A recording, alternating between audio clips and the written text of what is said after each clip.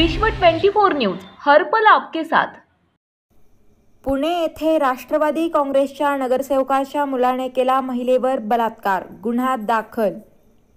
पती आणि मुलाला जीवे मारण्याची धमकी देऊन पुण्यातील राष्ट्रवादी काँग्रेसच्या नगरसेवकाच्या मुलाने एका महिलेवर बलात्कार केल्याचा धक्कादायक प्रकार समोर आला आहे।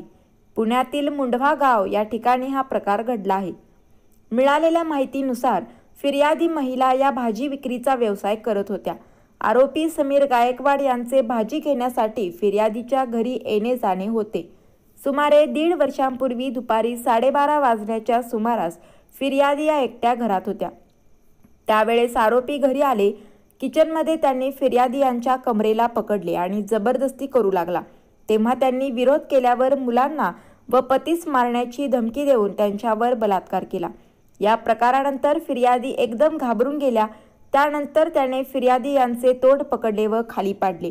त्यांच्यावर जबरदस्ती करू लागला। या कृत्याला त्यांनी विरोध केल्यावर तुझ्या नवऱ्याला व मुलांना जीवे मारण्याची, तुमचे परिवार संपून टाकीन अशी धमकी देऊ लागला। या धमकीमुळे त्यांनी कोणालाही हा प्रकार सांगितला नाही।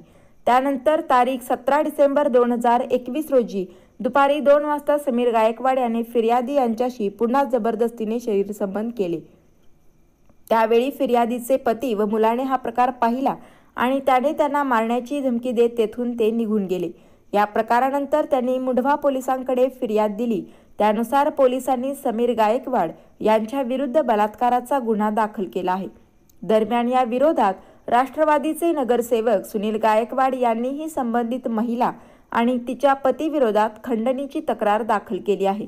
त्यावरून मुंढवा पोलिसांनी या पती-पत्नी विरोधात देखील गुन्हा दाखल केला आहे। राज्यातील महत्त्वाच्या आणि आपल्या भागातील ताज्या बातम्या पाहण्यासाठी आजच आमच्या विश्व 24 न्यूज चॅनलला YouTube वर सबस्क्राइब करा आणि बेल आयकॉन प्रेस करा।